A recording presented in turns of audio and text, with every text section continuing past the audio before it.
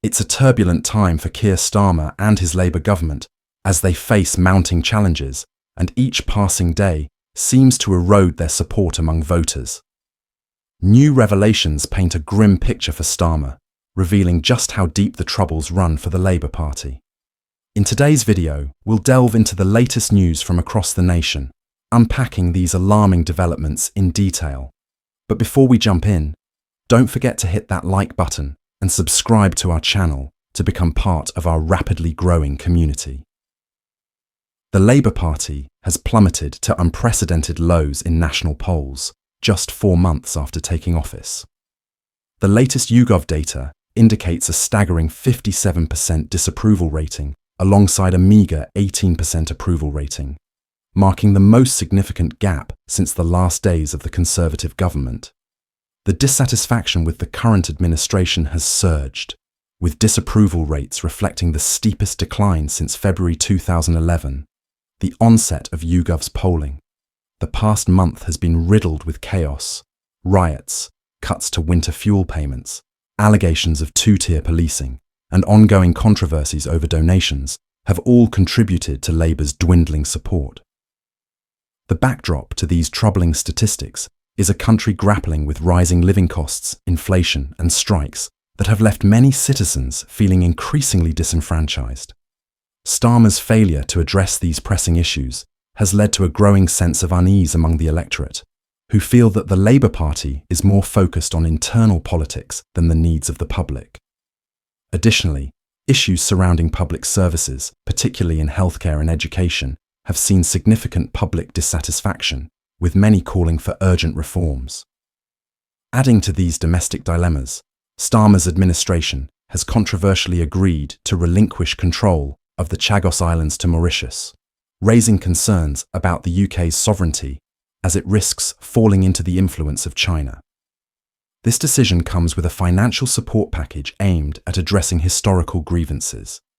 Boris Johnson has dismissed the move as utter nonsense, claiming the Labour government is merely attempting to present themselves as the good guys in this scenario.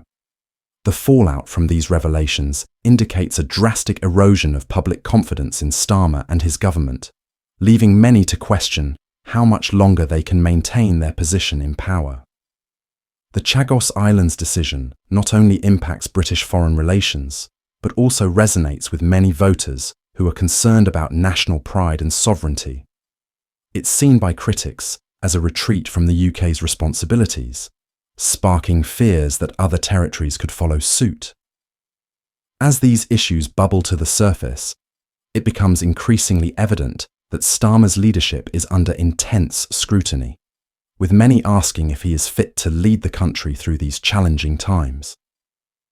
What are your thoughts on this situation? Let me know in the comments below. In other news, a crucial vote regarding the legalisation of assisted dying in England and Wales is just weeks away. Labour MP Kim Leadbeater has introduced a private members' bill aimed at changing the law. While private members' bills are typically unlikely to become law, there is growing momentum supporting the push for legalised assisted dying. The proposed legislation would grant adults nearing the end of their lives the right to choose to shorten their suffering, providing stronger protections for both individuals and their loved ones. Currently, family members who assist someone in ending their life risk facing up to 14 years in prison. Leadbeater stated, "I understand the value of life, but no two lives are the same. What may be in the best interest of one person might not hold true for another. I believe everyone should have the right to not only a good life, but also, when necessary, a good death." She emphasized that this bill is fundamentally about individual choice and autonomy, something that should be afforded to everyone.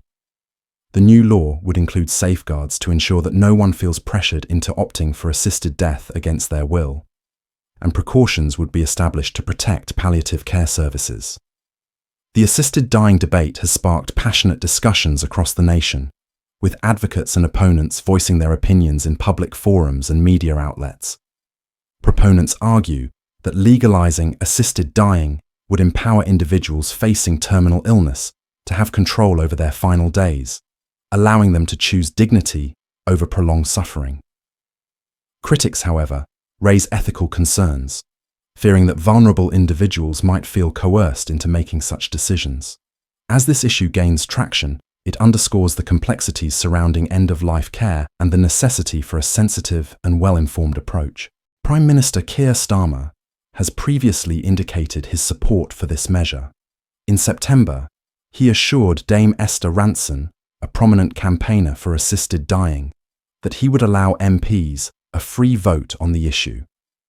Rantzen, who revealed last year that she has stage 4 lung cancer, has been a vocal advocate for this cause. Last month, Starmer reiterated his commitment, stating, "I gave Dame Esther my word that we would make time for this with a private member's bill, and I stand by that promise." In another controversy, Labour finds itself under scrutiny after offering businesses the chance to have breakfast with the business secretary for a whopping £30,000. Reports indicate that companies were invited to a restaurant for an exclusive opportunity to gain insights from Jonathan Reynolds. Those attending were offered distinct benefits in return for their sponsorship, with a photo alongside the business secretary costing £15,000 and the chance to select participants for a dynamic meeting priced at £30,000. These revelations come as Prime Minister Starmer faces accusations of cash for access linked to his major donor, Lord Ali, who was granted a pass to Downing Street. The Labour Party's commercial team reportedly emailed an invitation promoting an exclusive networking event at the Ivy restaurant in Manchester. The email claimed, "We have carefully curated a package that offers distinct benefits, ensuring your brand receives optimal exposure and engagement during the event." Labour sources acknowledged the authenticity of the invitation, but noted that the wording was poorly phrased. Allies of Reynolds stated he would no longer be attending. Chancellor Andrew Griffiths has condemned the scheme, stating, "This is a blatant attempt to influence the business secretary over government policy. There are proper channels for businesses to engage with the government, but this is entirely different and won't appear in any public records." Labour has been in power for less than 100 days, yet already finds itself grappling with scandals, from cash for croissants to access passes, and the list continues to grow. Public opinion is turning, and many constituents are beginning to lose faith in Labour's ability to govern effectively. With less than a year until the next general election, Starmer and his team must act swiftly to address these issues, or risk further alienating the very voters they need to regain their standing in the political landscape. In a different realm, the Duke of Sussex has issued a heartfelt appeal to global leaders during a solo trip to Johannesburg. Prince Harry has urged heads of state to establish a platform for young voices, highlighting the need for regional solutions to pressing global issues. The 40-year-old made the trip to represent Centrebale, a youth HIV charity he co-founded. Following his visit to the small mountain kingdom of Lesotho, Harry participated in a reception and panel discussion with stakeholders, business leaders, and partners focused on empowering youth and bridging the digital divide. During his address, he emphasized the importance of including young voices in decision-making processes, stating, "It has become one of my life's missions to create a platform for young voices. Time and time again, we see that when they are heard, they have the solutions." Harry added that while universal access is essential, it must be safe, especially for individuals in the global south, to avoid the same issues faced in the global north. Access can be a double-edged sword, and it is our responsibility to transform it into something beneficial for the world. Harry's connection to Lesotho dates back to his gap year in 2004, when he spent 2 months in the kingdom, a formative experience that inspired him to establish Centrebale, which also operates in Botswana. His visit to Lesotho came after a brief return to the UK for the Well Child Awards. The charity welcomed Harry back warmly, remarking that it rekindled cherished connections from his childhood. Princess Senet Seiso, the niece of Prince Seiso, shared videos on her Instagram stories of Harry speaking passionately around a campfire during a nighttime gathering. As Harry engaged with the audience, he remarked, "We are not just hitting our targets at Centrebale. We're making a significant impact across all departments, fueled by this surge of energy and optimism, driven by young voices ranging from 6 to 25. With such high stakes both domestically and internationally, the coming weeks and months are crucial for both Starmer's Labour Party and Prince Harry's initiatives. The electorate is watching closely to see how these developments unfold. What are your thoughts on the issues we've discussed in today's video? Feel free to share your insights in the comments section below.